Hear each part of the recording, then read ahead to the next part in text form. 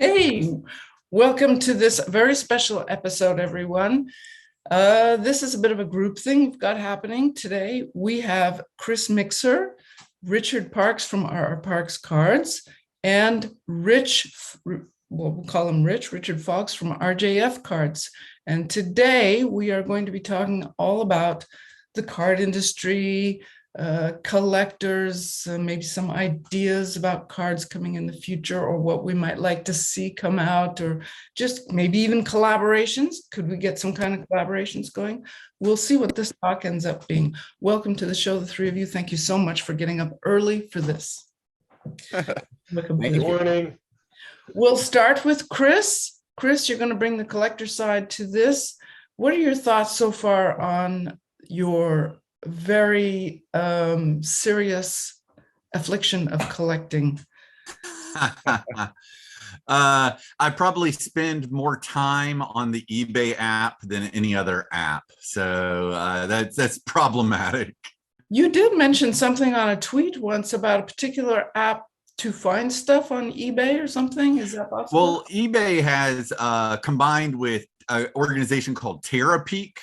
And so TerraPeak is a research tool that is free through the Seller Hub, and you can see like history of what things sold over time, and if someone accepted a best or a best offer price, you can see exactly what the offer was.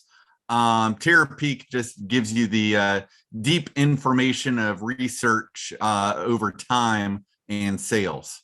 That is fascinating for people who like stats. Yeah.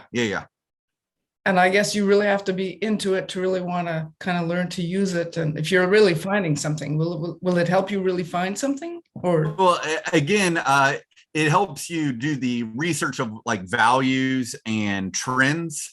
But I've learned one of the best tips of like getting a really good deal is to look for misspellings. Not every lister is very good at spelling. Isn't that something? Fun fact for the day. Well, I mean, we all know that some of our favorite artists have, more than one consonant in their last name. So you gotta do some alternate searches sometimes. That's actually an interesting thing because a lot of us are used to Google. Excuse me. And if you make a mistake in your spelling, it will automatically try to correct it for you. But eBay doesn't do that, I guess. Okay, well, that's something that's good to know for those of you. So I guess if Chris Mixer is looking for Kokonaka's cards, there's like 10 different ways you can try to spell that name. Yep. Oh my gosh. What do you think you might, like right now, what's your fascination for collecting? What theme are you collecting? So my personal goal is to have one sample of every sketch card that's ever been made. And I get excited when I find something I didn't even know existed. So yesterday I found one from Avatar Comics based on the comic book Crossed. So anytime I find a sketch card of a license I've never known existed, I got to snatch it up. Huh. Wow, you must have a really big room for your collection. Yeah. But the good news is I don't feel the pressure to collect like every Star Wars card ever. I just need one sample from each set. So okay, well, yeah, that's good, especially since they keep coming out with more and more and more. Yeah, exactly. So that segues kind of nicely into what I'd like to ask right now, and please elaborate and run with it. With Richard and Rich, the sets that you're producing right now are like the furthest from the Star Wars you can possibly imagine. Do the two of you plan to stick with well, let's not say lesser known, but like, a different flavor? Yeah, Fringe. Well, Fringe has been done, I think, but if you, okay. Well, that was a TV show for those of you who don't know, but anyway, yeah, if you plan to stick with doing more and more niche sets, and how you plan to make it known to the public that you exist for those who don't know that you're there. Did I derail my own question? It's been no, I was going to wait on Richard's answer. I do have an answer, but I think mine's a little different than his. Well, go ahead. Go ahead, Rich. Well, okay. Well, I am I sort of do have a business plan, but because I'm still starting, this is by my count, I'm only doing my 7th set that I'm compiling and working myself. So I intentionally have been avoiding licenses because my sets are artist and commission based. So a lot of my money is going into commissioning the art on the front end. And so I'm intentionally avoiding having to pay artists and a license at the same time. So I'm trying to find ways to skirt paying and bleeding out of both ends, I guess you would say. So for me, I'm trying to come up with a couple creative ways. I'm creating my own, everything's about branding. You know, somebody's interested in something. Maybe they're interested because of the artist, but it's more likely that they're interested because they like your concept, your brand, and what the entire line is going to be. And so you need to come up with something that has an idea, and what's the idea that you're selling. So I have an idea that I'm developing right now that's something of a like wacky packages or garbage pail kids idea that is my own brand, so that I don't have to pay a license to brand something from somebody else, but I can produce an entire series that I can sell as a concept. And the very first set that I did was drive-in double feature, and the idea was to get public domain films, but I didn't want to just sell a set that was a single film. So I put 2 together and then try to package it as like a fun, these are 2 films that would have gone together thematically. They go together, and then the artists and the styles, there's a reason that those 2 are packaged together. And then when it sells to you, you know, when you get it, that should make sense as a brand again, why it like came and why those are packaged together. And so I've reached the point where everything is paying for itself, and I have it moving, you know, where I can afford to continue to do the sets as is. But for me to secure a license, I need to reach the next tier of who I'm getting out to. So I would need, you know, to get maybe half again as many people as I'm reaching presently to really afford the kind of licenses that I really would pour the same passion into. I wouldn't mind working with some other people that have some smaller licenses, and I have a couple other things in the work with people who own their own product and their own license, and licensing for them for a more affordable license. But it also needs to be something that I'm interested in putting out, because that's always been sort of my thing, is I wanted to put out things that other bigger companies wouldn't put out or other people wouldn't put out. But if it is the same product, Night of the Living Dead's been done a million times. So how would I put that out? Because I don't want to put out the same set of cards that somebody else has already done. And so I do it with my own spin, and I'm usually working with artists and creatives to do it so that it's a completely different set than somebody's seen in the first place. Okay. Richard. Oh, I was going to say, well, listening to Fawkes just now is like, okay, he did it smart and I did not. Because one of my very first projects was a licensed project before anyone really knew I was publishing anything. So I paid a lot out for the Three Stooges license. And I've probably mentioned it to everybody, you know, just how much I lost on series 1 and 2. It basically wiped out every dollar I had that I had set aside to set up my company. And you can take a look at my Kickstarters and look at my very first Kickstarter and see what I raised for my Stooge project. And the amount I raised wouldn't have paid the freight to get the cards to me from the printing company. Yeah. So it's the license thing is really tricky, because unless you've got a direct way or the licensor helps market for you, yeah, you're going to be spending, you know, 5 figures on a license that you may get 80 customers, and you won't even cover the license fee itself, let alone printing, production, and all that kind of stuff. So licensing is tricky, and I can talk about how to approach a licensor, because I think I've done, I don't know, let's say 9 licensed projects, And each license is a little bit different, but they all have the same pattern on the initial approach. They all need to know the same information from you, and you have to be able to bullshit as fat. I'm sorry, you have to be able to speak as quickly as you can and pretend you know more than you do to give confidence to the licensor, because they're basically hiring you to do a job that they didn't know they needed to have done. So applying for a license is very much like a job interview for, you know, a company that didn't even know they needed you. So Interesting. it's a tricky kind of thing.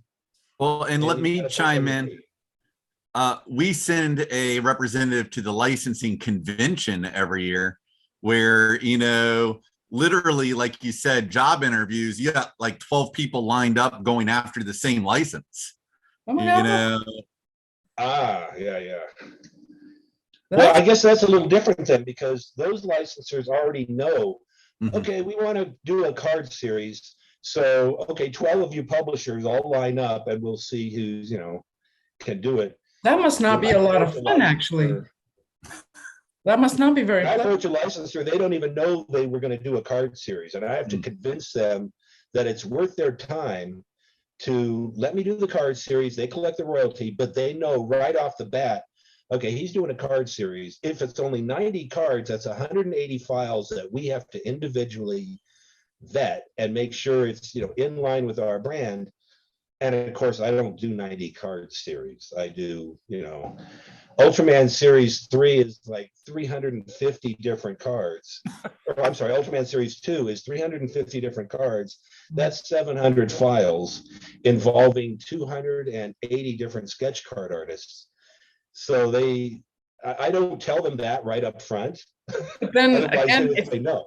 if you have to stand in line for a particular license on top of it, and not only convince them that, well, they need you, but that they need you and not one of the others who are that boggles my mind. I did not know that. That's a part of the whole thing that I had no idea that you got to go through. And then I suppose you have to come up with all the different specialty cards and vet them too, I would imagine. Chris, Anything that gets published, the licensor has to sign off on. And then they have to sign off on all the revisions that you do to each card that they wanted revised. So, Chris, as a collector, what are the specialty cards that you like the most in a set? Or do you have any favorites? Well, I mean, I'm a sketch card collector, but I'll keep chiming in on what Richard Parks was sharing, that if you are drawing sketch cards of a actor's likeness, now you don't just need the thumbs up from the licensor. Sometimes you need the thumbs up from the actor themselves or the agent. So yeah, there might be multiple checks and balances along the way. And us artists don't always get paid, depending on which company you're working for. If the actors refuse the likeness for whatever reason that might be, we never even know if they rejected or accepted, or if they rejected, why they rejected it. Anyway. Yeah, my experience has been that I get told which actors are not allowed, or which sketch cards were rejected, but I do not get reasons why. I've never got excuses like, you know, his nose is too big or she's too pretty or whatever. I just get red X's. Too pretty? Does that ever happen? It's rejected. Okay.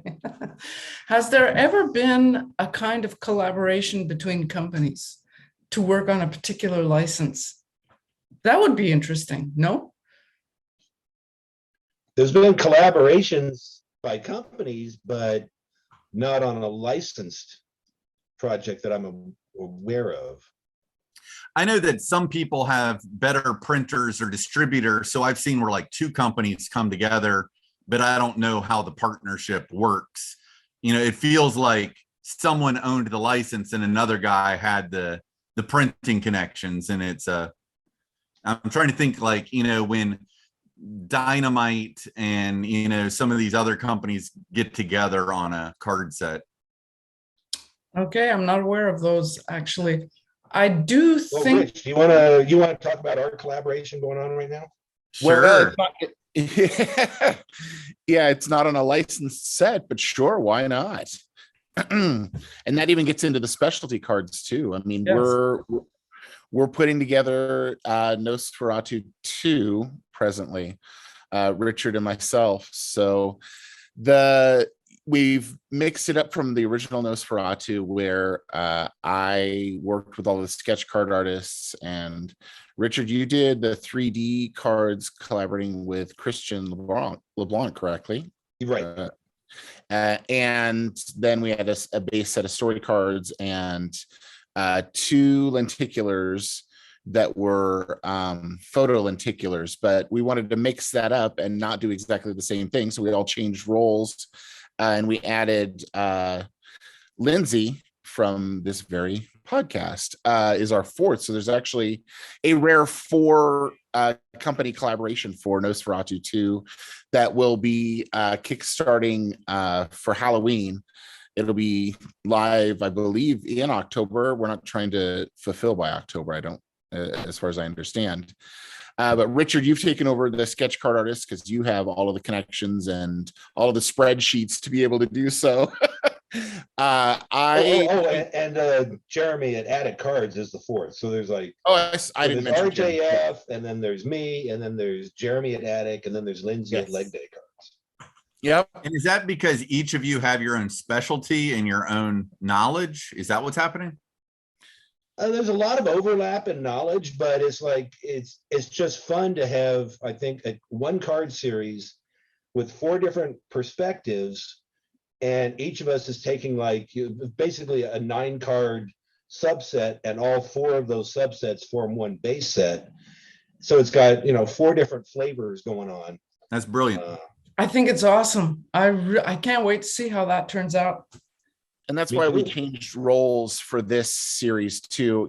I knee jerk would love to work with the sketch card artists and just do the art portion of it again, but that also sort of feels like doing the same thing, and I don't know how much more in a different direction that I would have gone. And so that's why I intentionally switched it up. And I kept looking at cosplayers, and so we found a wonderful cosplayer and are recreating the story of Nosferatu through a cosplay. So I'm doing a 9 set cosplay set of cards. Richard changed and is doing all of the sketch cards. Lindsey is doing funny cartoon knockoff, like not knockoff, but like knocking the a lot of the tropes of Nosferatu and coming up with funny. Yeah, it's a very Mad Magazine sort of take on Nosferatu. And yeah, wanting to do it differently. And since the first set had photo cards, I wanted to do as the lenticulars, I wanted to do lenticulars that were artists. So 2 artists, I digitally I talked to them about what I was going to do, but I digitally pulled apart their files and made animated versions of the artwork that they'd created. And so we have art lenticular cards for this set. That's one of my things. I guess, Richard Parks and I keep talking a lot about, I want to make the cards that I would want to collect, and I don't want to do just a card set that's a rehash of something somebody else would want to do. And I keep trusting my instincts on that. And so it's like, how could we do this one a little bit different? And even if we're doing lenticular cards again, let's not just rehash and do the same thing. How can you push it or be a little different, say something different about the same material that we're doing? And that was the way to do this. I'd really like to just mention, I like the point that you make, that you're trying to create cards that you'd like to collect. I can't think of a better way to approach it, Well, as much as I have loved working for some of the bigger companies, when you do look at some of the, it's kind of like, they're just doing their job, and more power to them and everything. But I think it's cool when you like what you would, when you have the freedom to think about what you might like to collect and make it a little different, or, that's pretty awesome. And it helps the whole thing kind of grow. Yeah. That sort of leads into the only modern set of the big companies or the semi-big companies that I've ever collected, and that's Cryptozoic's Archer series. You could tell whoever was at the helm there was creating a card set they wanted to collect. I mean, you have the fabricateds.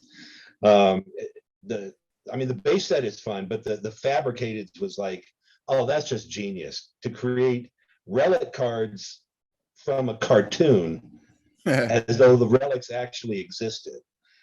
That was just genius. That's the only modern set that I've really had to have a master set up. All the autographs, well, except for the two obvious omissions from the autographs. But if you're a publisher, you know that Cryptozoic tried as hard as they possibly could to get those two actors. But hey, they got Burt Reynolds, so I mean that counts for something. Well, and I think that's sort of the key for the small publishers, is to really be as much yourself and your own company as you can. And then the audience that vibes with that will come to you. If you're trying to work the other direction and appeal to as wide an audience you can, that doesn't necessarily mean that you're saying the things that you want to say, or you're not bringing something unique that's yours to the project. And I don't think that necessarily works. Luckily for me, this is only a third of what I do as my income. So this is sort of the replenish or the creative part that fulfills me. And so I lean into that. I do sets that are the most that I would want to do, other than a couple licenses that I will never get and never afford and would never want to work with me in the first place. I'm really doing the kind of sets that I would be really interested in collecting, and it's something nobody else is doing. And all I really have to do at this point then is find people that are like me, and then they'll be interested with that. And when you're speaking directly to somebody, that's as honest as you can be making sets of cards, is make something that's truly your personality, and then the right person will be interested in collecting it. And anybody that's not into it, that's awesome. There's plenty of other options to go find other things. Do you think it could be an interesting thing to have a big company collaborate with some of the little ones, or little ones? I say that in a generous way, in the independent. We're little guys, so yeah. But do you think it could be interesting to have a collaboration somehow? I mean, I don't know how, but do you think it could be interesting to bring a slightly fresher perspective to something that's been done already? I'll speak to that. Yes, please. Well, like Richard Parks said, if you're passionate about the content, you put out a better set. And so a larger company might be able to afford the license and then work with someone who has a passion for the content, because sometimes, we're just making a set because, it's our day job, but I want to know, Rich said he has dream licenses he can't afford. What are the dream licenses?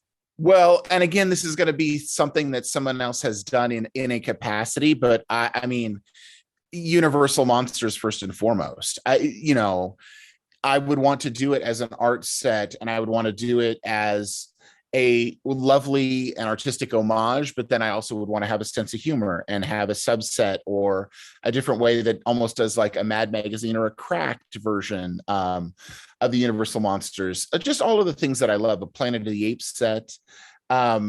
Even Star Wars is where I started, and there's a bajillion Star Wars sets out there. So I would want to do something different, closer to their masterworks, all of the art pieces that they did that sometimes it gets back to, but I think those are some of the most gigantic sets that I would love. I mean, Planet of the Apes would be so awesome from someone who please go ahead, Chris. Yeah. No, but what I'm hearing is passion. And if you could bring the passion from a smaller company to a larger company, I think there's collaboration opportunity. I think there's wonderful collaboration opportunity. I think that a big company has the financial base and the way to distribute things. And like you say, somebody that has the passion, I think that legally it would be very interesting how that collaboration would work, because the big company would still want to have control that would protect them and their rights and their relationship with the licensor. And it would be a wonderful set to get out there, but that the process of getting things approved is what is so difficult for the little guy, and getting something that's different approved and getting a licensor on board with that. I mean, it is a dream. That is a thing that would be wonderful for But it to that is exist. something that I'm sorry, I'd like, just before Yeah. we run off of that one, it sounds like you're talking a little bit from fear on that point, which I totally understand, like worry and all of that.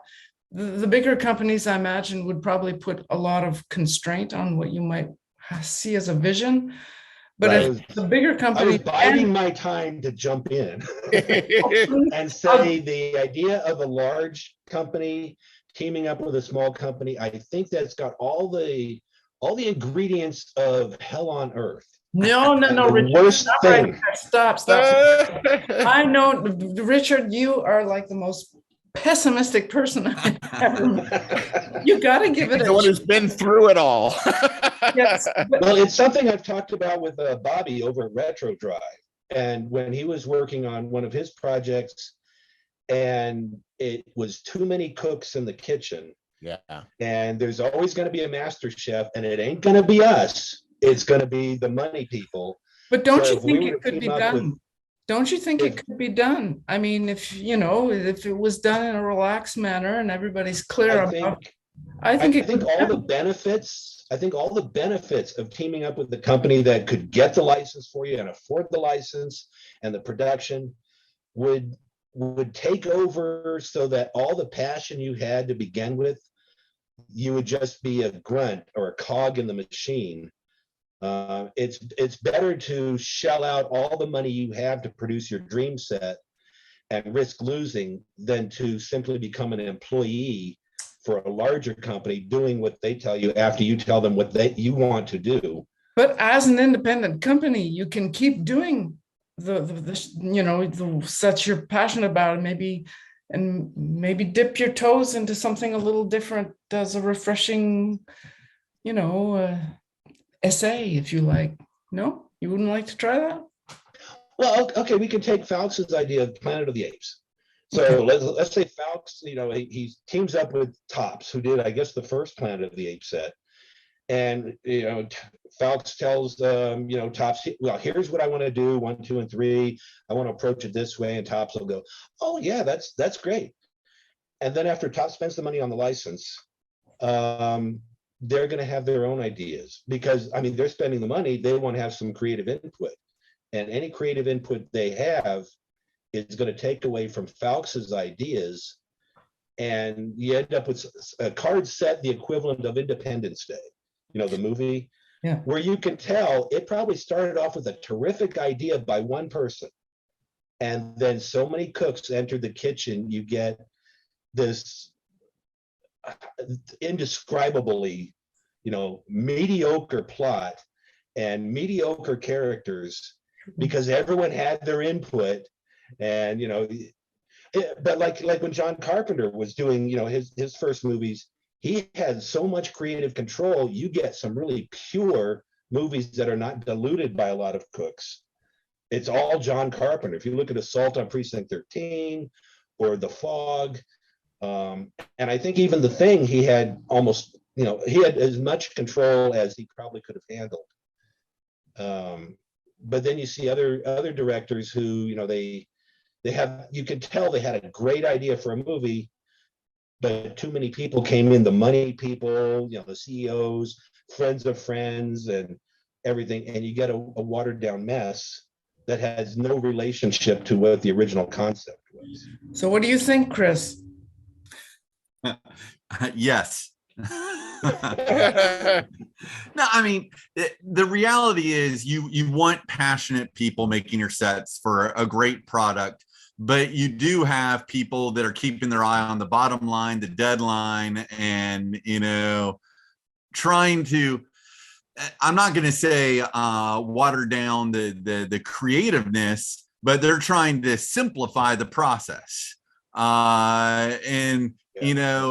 So like one of the things we're actually doing currently, we're making an Outlander season 5 set, is we are engaging some super fans saying, what characters do you want base cards of, so we're getting feedback from the passionate people, but they're technically not employees, because like Richard Parks was saying, at some point you as an employee get frustrated if they don't take my ideas, but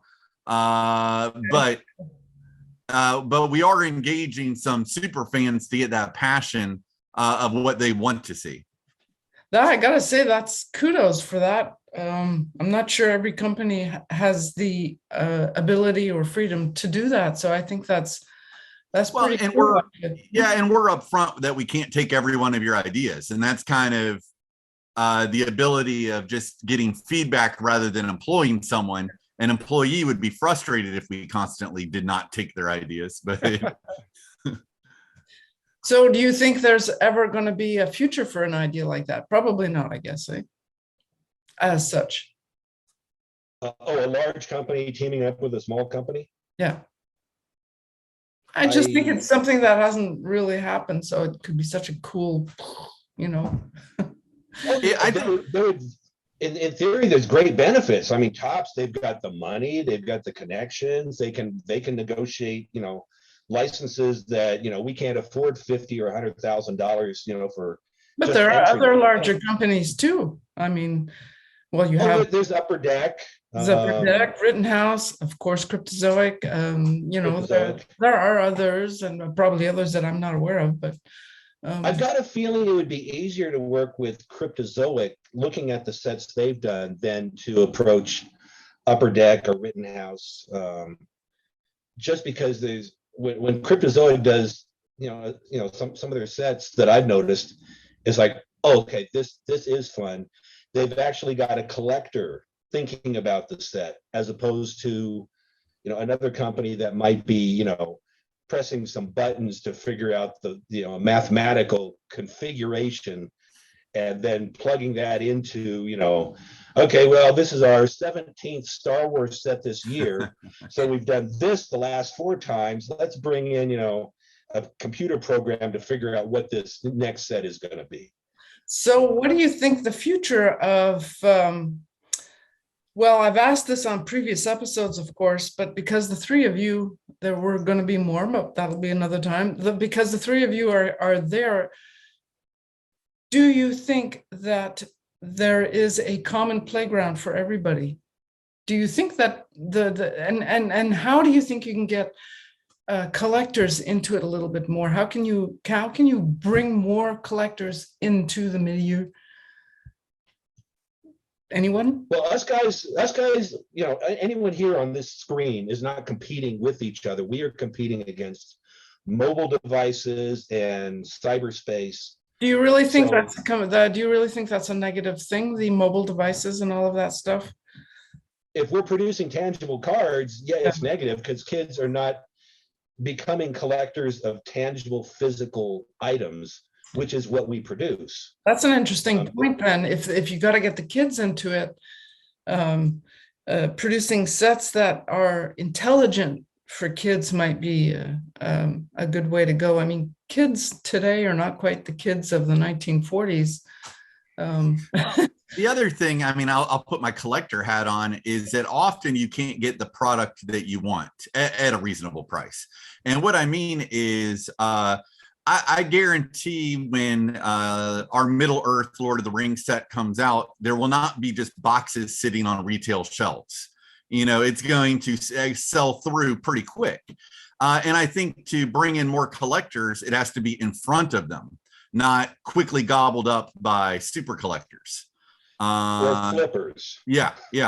So like you have to be able to have a product that sits on a shelf long enough to engage new collectors. And God forbid one of those boxes open and somebody buying individual packs, because everybody buying entire cases and entire, buying in such bulk to break apart and get the individual pieces. That is the antithesis of my 10-year-old son wandering into the store, buying one pack and being like, oh my gosh, these are so great, because he obsesses looking at same 7 cards and looking forward to the next pack they're buying. I mean, it's a totally different And it market makes and a it, totally different mindset. it makes it more affordable for kids to go and buy it too. I mean, that hasn't changed all that much. Kids don't have jobs normally. So whatever money they do have, if they can at least put their feet in the water and then their parents see. But I mean, it all makes sense too, like for people to buy, to build these entire bundles. A card shop, a comic book shop, they have it's their shelf space is expensive. It doesn't make sense for them to sell $1.50 pack at a time. So, it's making that stuff more accessible all the way through, from the retail and what can we do that are individual sets, because as little guys, it'd be great to do stuff that people are buying a pack at a time or this or that, but that also doesn't help us pay the bills. So it's easier to build larger sets and things that have entire master sets that you're selling one at a time, versus things that are smaller. So bringing in the next generation is a whole other discussion, that I'm constantly thinking about. And that's why one of the sets that I have upcoming, I actually involved my 14-year-old. He helped me select the artists that he liked over my shoulder, and was like, oh, this is really cool. Could we do a set? And so I talked to him, and he and I are talking and have hired some and commissioned some artists to do a set of stuff that he's interested in. And I hope that pulls more, people that are interested in too. And I think that the next generation too, some of the humor sets, I think appeals more to kids, or stuff that's goofy, gross. Anybody that's interested in Garbage Pail Kids or wacky packages, they're either young or young at heart. I think they get that just as much as the older people, the older collectors too. What if you had sets that were specifically designed to be super small, with the intention of just piquing the interest of people who don't really know anything about it, but might actually have an interest, if it was specifically designed to be small? Is that a thing? Oh, we kind of left a topic that I was hoping to chime in on. Please. And I think I saw Chris kind of twitching, so maybe he also wanted to chime in on it. But as far as kids go, there's 2 strategies I've been doing for the last 2 years, kind of working them into my Kickstarters and my post-Kickstarter communication. And that's where, a lot of collectors are, in their 40s or 30s, 40s, 50s. So they've got kids. So, there's the one thing that I do is when I'm communicating with my customers, it's like, if you've got kids, let me know. I will include a few packs or a stack of cards, so that while you're opening your adult card set, they've got, a pack of Ultraman that they can open too and play with those cards. And the other thing I've been pushing on a lot of card groups is, a lot of people say, oh yeah, I opened my case of Star Wars, and all the base cards I'm going to throw away. And it's like, no, you take a stack of those base cards, put them in your pocket, and if you go to the grocery store, toss a card on the ground, put a card behind a pack of cereal, put one in a safe place in the parking lot, because kids will pick up everything. And so that gives the card, a little found treasure for a kid. Ooh, a trading card. Because my initial step towards being a publisher was in 1977, and I can't recall if I mentioned this before, but my brother and I were on the beach, and we found, I think it was number 38, Star Wars Series 1, the trash compactor. Nice. And it was wet, it was gravelly, it was in terrible shape, but it was like both our eyes popped open. It's like, wow, we didn't even know this existed. And suddenly we're collecting cards. And then my brother goes on to work as an animator for Disney and got to work on Star Wars Solo. And, I got to be a publisher, but it was all, we can trace it back to 1977 on the beach after we had just seen Star Wars, and then found a Star Wars card on the beach. So having found treasures, and if it's a base set that, you've got 20 or 30 duplicates, you just take, a stack of those and feed them around, so little kids can pick them up. That's a fabulous. Chris, before I jump into that, I wanted to respond to that, but did you have something too that you wanted to say It wasn't deep. Just there near me is a regular card show. It happens like 15 times a year, and so I go all the time because it's close and just watch who's walking in the door. And I actually have seen more kids in the last year or two walking in the door of the card show. The difference is they're all obsessed with value. They're all looking it up on their phones. They're all, I can't trade 2 for 1. It's interesting that now they're assets, not just collectibles. Yeah. Yeah, and I think based on those last 2 things that both of you guys said, I think that this generation is more focused on what is it, and so is this a collectible is already in the mindset of a 6, 7, 8-year-old, which is weird for bouncing off a Parks story.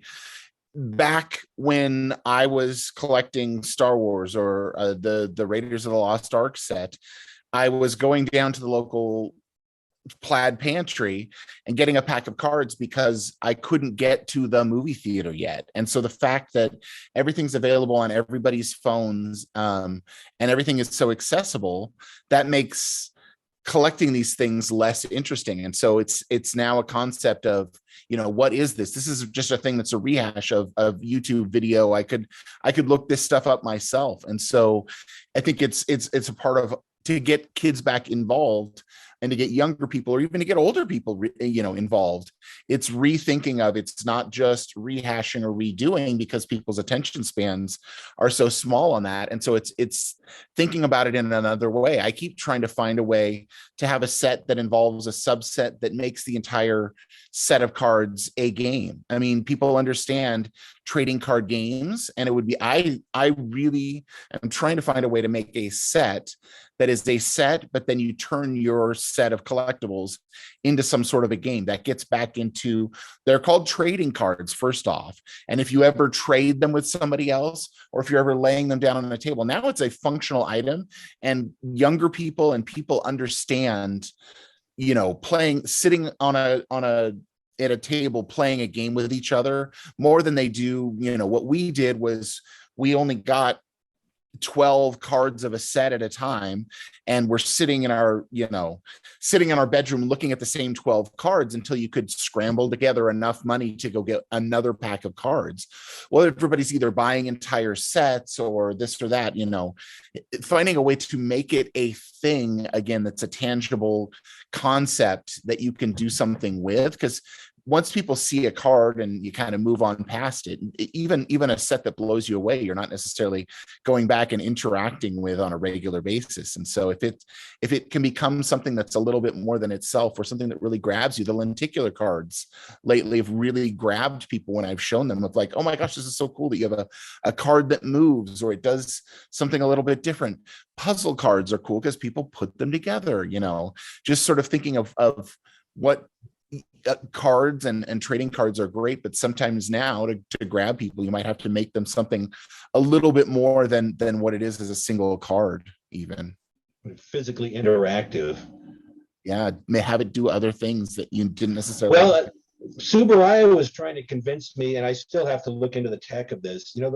Those type of barcodes or square, I don't know the name of them. QR codes. Yeah. So they were trying to get me to, have a subset that had those on the back, so people could, I guess, interact with something online where they're suddenly, they're looking at their static, 2-dimensional card. But if they, use that barcode, they go online and suddenly, they see their card on the screen, but now it's moving or, flashing or doing something clever. I had wanted to do something for my book project that was like a sound card, but you'd have a code on it, just as you say, to scan it in and have some kind of audio thing that would be oh my gosh, Ingrid, see, that's the one to do for a humor set where you scan the QR code and it's a different fart for every single card. That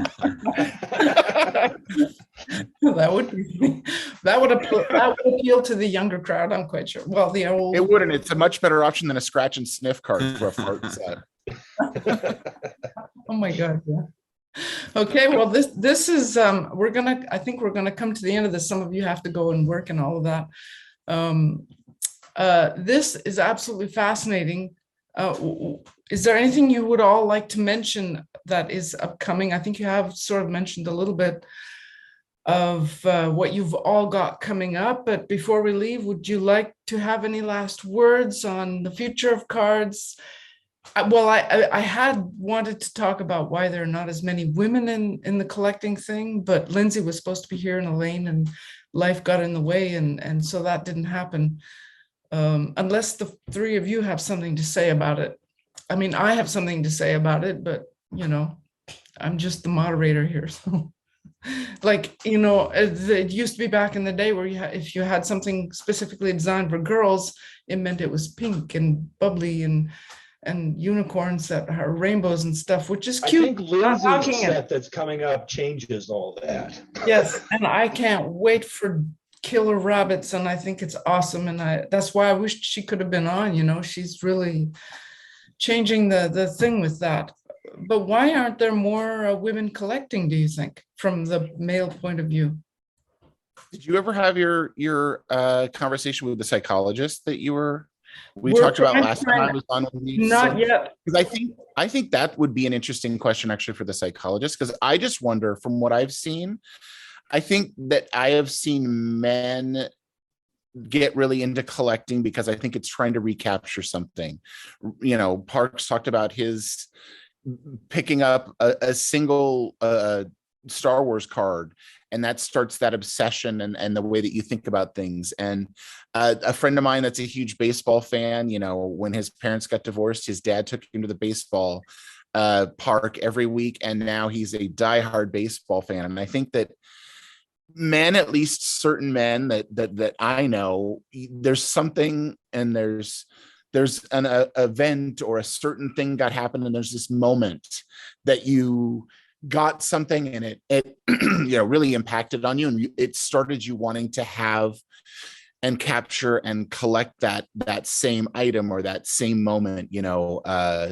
Like I said, I couldn't run down to the theater to see things, so I started trying to piece together what The Empire Strikes Back was from the backs of cards, and so I got the strangest story, considering it. I never even finished putting that set together for, I think it was 15 years before I finally finished my Empire Strikes Back set.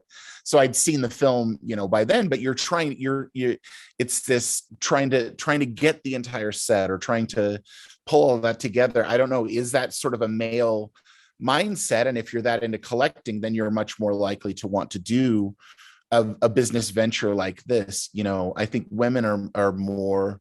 And again, this is now me, a man, explaining what women are like. That this is the part of the podcast. It happens all the time. Might as well be out. Yeah, right. We don't want to be like that. I don't want to be like that, but at least talking to my wife and why she doesn't, collect, or doesn't necessarily understand me wanting to collect things.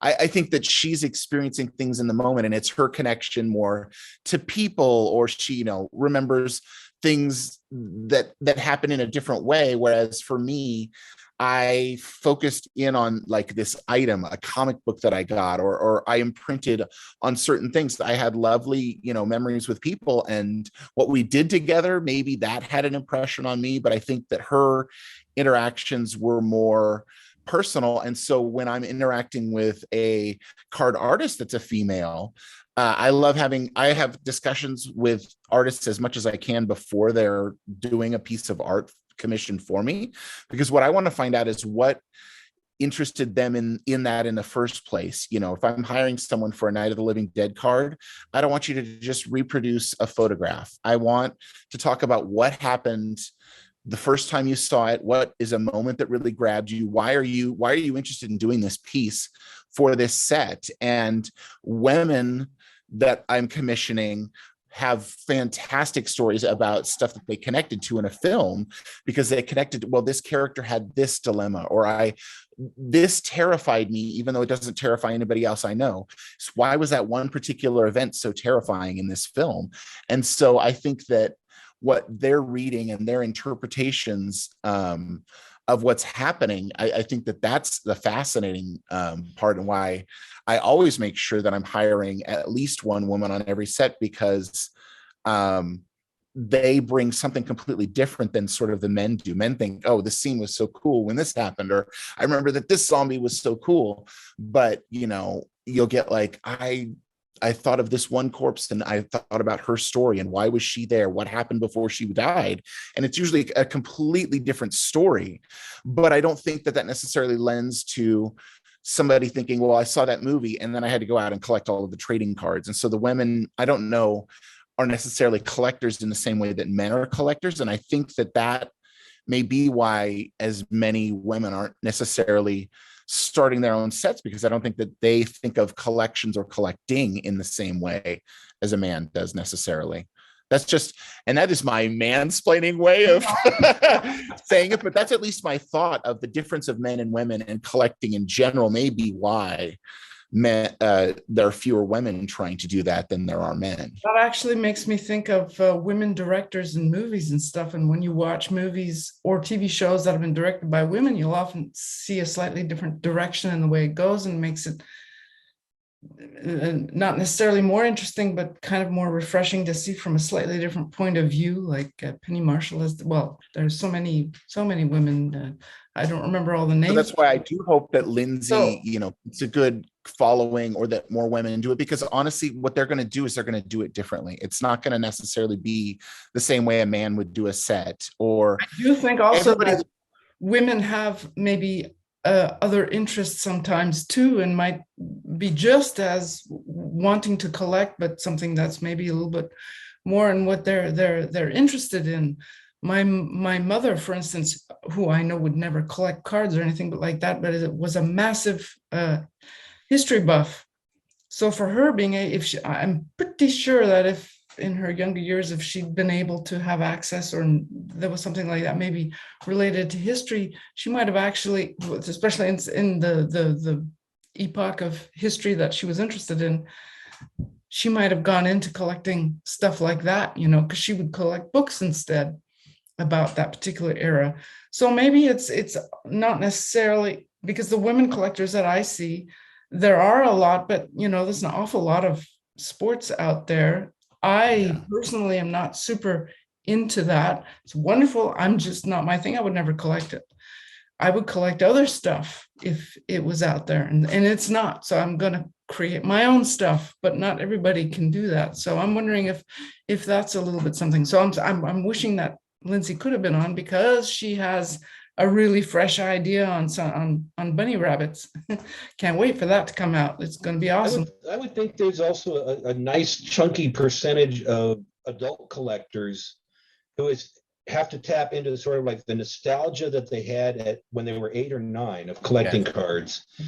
And since men and women develop at different rates when they're 8 or 9, you got an 8-year-old boy who has very little control over, the decisions that are made about him and his life, but building a card series puts him in complete control if he can find enough bottles to trade in for 5-cent packs of cards, where, he's in control of completing that set, achieving something that he himself did, getting all the cards for the entire series.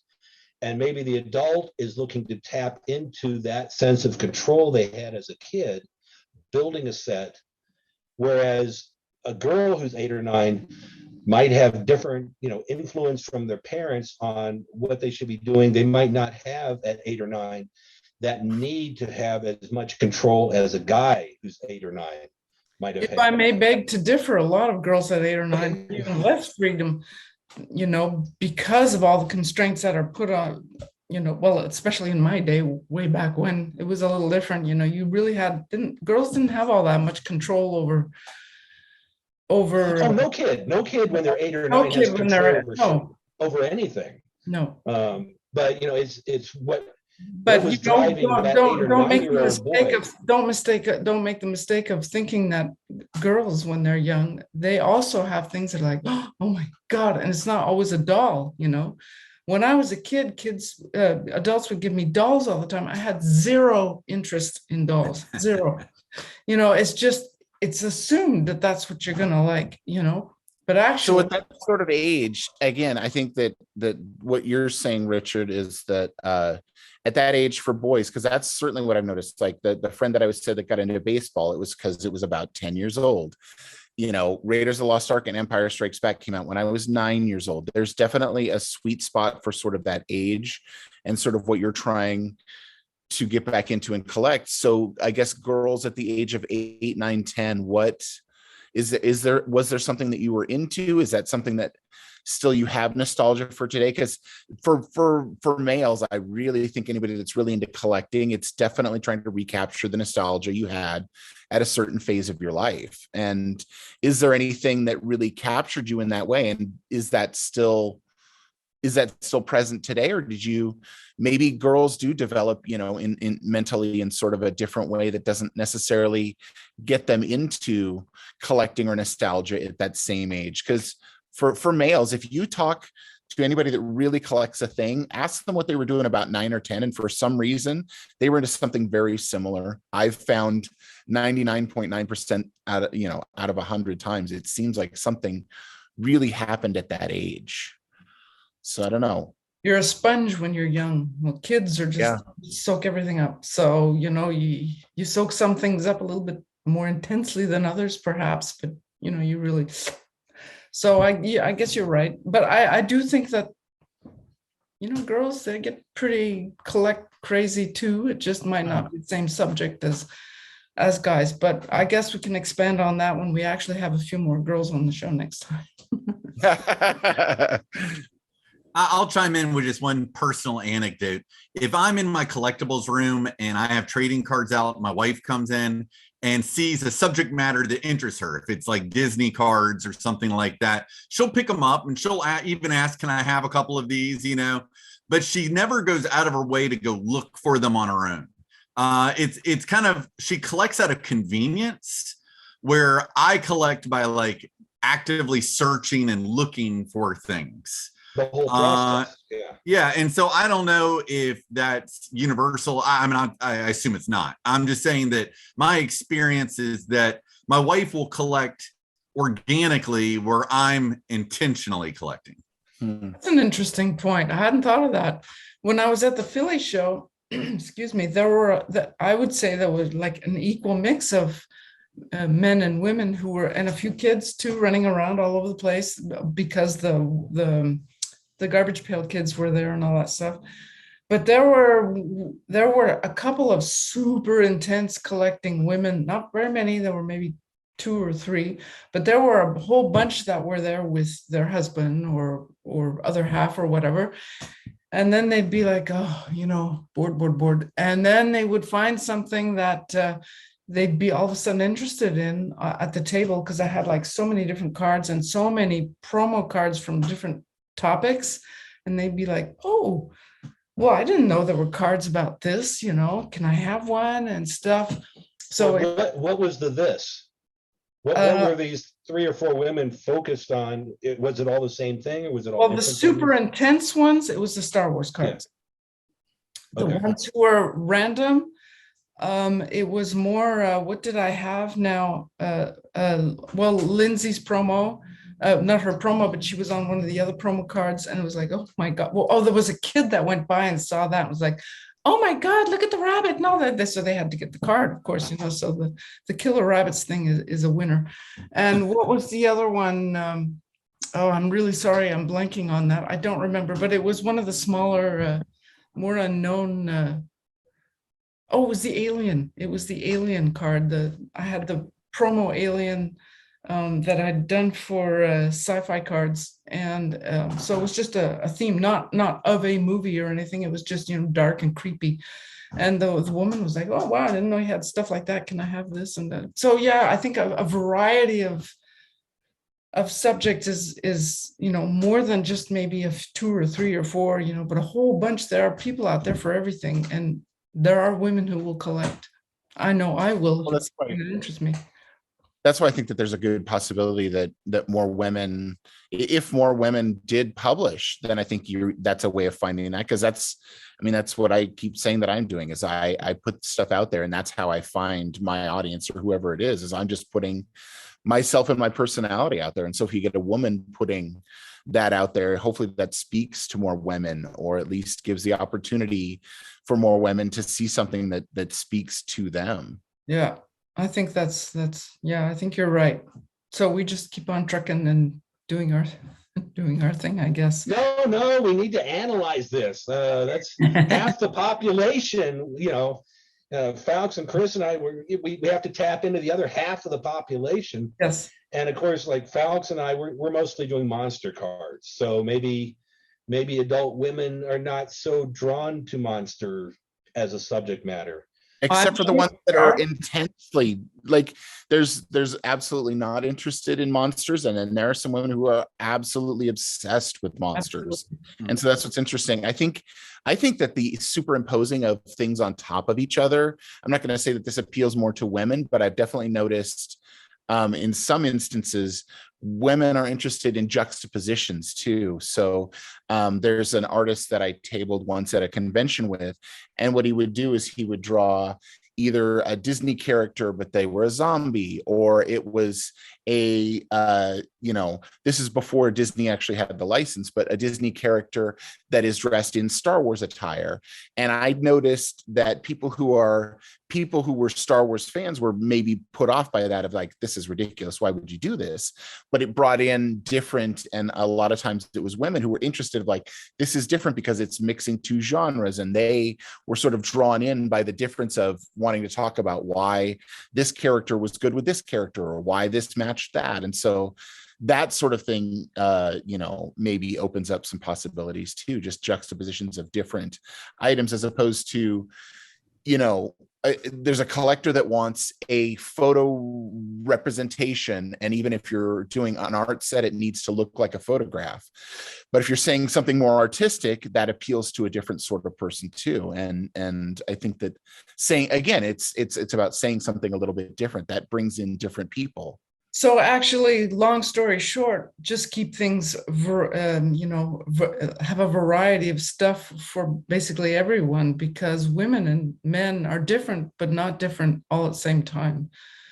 So so getting back to where I had actually started on this, it would be really cool for like bigger companies to maybe sometimes try a collab set with the smaller companies and see what happens with that, because the bigger companies have a bigger reach, but the smaller companies have more passion and the ability to have a bigger variety of topics. What do you think? The bigger companies have to make sure that they sell more cards than we do. I think we have so much leeway because we just have to make a certain dollar amount to not go broke. They have so much more overhead that you can't take certain chances when you're producing. I'm producing a set that's 500 cards, and if I only sell 100 of those, well, that's at the break-even point where I've paid for my art commissions, I've paid for my printing, I've probably not paid myself for my time, but I'm not costing myself money. So selling 100 cards to Kickstarter backers, that makes it worth it to me, but that is in no way worth it to a big company that wants to collaborate, with somebody. They're talking a lot more zeros than that they need to sell just to cover everything. So it is a bigger risk, and that's why they have so many more restrictions. So I don't know. I like the idea and the thought of it. And, if there's a way to share licenses more or to do things like that, but as far as the actual production of the sets, I don't know if the big boys would ever be interested in doing the things that we're trying to do. And it's so much harder. On that subject, I had a question for Chris. You don't have to give me the actual number, but I'm curious, does Cryptozoic have like a formula? If we cannot make at least $300,000 producing this, we can't do it, only because we've got so many employees and it just won't cover the time. Like Topps has, I think they won't touch something if they figure they're gonna make less than $450,000. So Oh, but I yeah. don't think the way we approach sets currently isn't about dollars. It's about quantity of boxes. So we'll start and say, we've got to make 5,000 boxes minimum. And then we'll set a budget like, all right, now we can't spend more than $100,000 on autographs for all these 5,000 boxes. And then sometimes our numbers bump up. Like, we've had 5,000 boxes that as we're building the set, we think it's going to be a home run. We're like, can we bump this up to 7,000 boxes? And so then we'll go get another 600 autographs or whatever it is to cover, you know what I mean? And so, yeah, we start not with a dollar amount in mind, but a quantity of printing in mind, and then try to bump it up if we think it's going to be a success. Okay. That's. But then I guess when it comes down to that, it will eventually come back to dollars. And if a big company teams up with a smaller company, the smaller company, for their time and effort, are going to want a percentage of the total dollar value. So now a bigger company is figuring, oh, okay, if Richard wants to team up with us to do this card set, are we going to split it 50-50, or are we just going to pay him a percentage? And when you start getting paid a percentage, then you become an employee. Yeah, and we're definitely not in the business of losing money. We're not going to take the risk of having a set that doesn't sell out. In fact, actually, and this might be inaccurate, it's just my current understanding, is that we need to recoup some of that money pretty quickly. Meaning, if we're putting out, 100,000 for the license or 100,000 for autographs, we need to have the product sell out in a reasonable amount of time. We actually don't want product on the shelves for 12 months, because that means that money's trickling back in. We're hoping for a pretty quick sellout so that we can pay the creditors. Is there a particular reason why Cryptozoic hasn't done a Kickstarter? I know that they do Kickstarters for their games and statues, just not trading cards. And I think it's just because we have a pretty good system of distribution and all that. Oh, yeah, I can't speak to all of it, but I know that we do utilize Kickstarter for physical statues and stuff. We just haven't needed to for trading cards. Okay. Interesting. I didn't know that Cryptozoic used Kickstarter. That's fascinating. Well, that's a lot to think about. That is really a lot to think about. Thank you so much. I'd like if any of you have any last words before we end this, before we fade on out to the netherworld. Any last words, anything you'd like to say? I guess all we heard. Go ahead. I guess all I heard was we need to find the ways to get the kids and the women in. So let's do this. Okay. Richard? Oh, when is this going to air? In a few days. Oh, okay. Well, then I can pitch my Manos Kickstarter. Go right ahead. Absolutely. I've got that going. It ends on the 20. Oh, wait, when does it end? I think it ends on the 12th. So it's got like 20 more days. But it's my second series for Manos, and it involves basically 100% artwork from sketch card artists as the base set. Okay. So where can they find it? On Kickstarter.com, they can do a search for just the word Manos. Okay, that will work. There aren't too many Manos Kickstarters. I think a reboot series that was worked on with Jackie, who plays Debbie in the movie. There was the complete remastering of Manos from the terrible 16 millimeter print or whatever it was into high definition Blu-ray. That was on Kickstarter. So if someone does a search for Manos on Kickstarter, they'll see quite a few Manos projects, but I think I'm the only live one right now. Okay, so you look for RRParks cards on Kickstarter and Manos. All right. And our Nosferatu 2 will be kickstarting around Halloween as well. Okay, we're going to be doing a Halloween set, so do stay tuned for that. We're going to be dressing up. Lindsey should be back by then. Elaine Perna will also be there because they're doing a Halloween set too. So yeah, we'll look for your set, but we'll talk about that one in a very near future episode. And Chris, is there anything that you would like to share, that where people can find you or something, or the latest? No, this weekend is San Diego Comic-Con. So by the time this airs, it'll have just completed.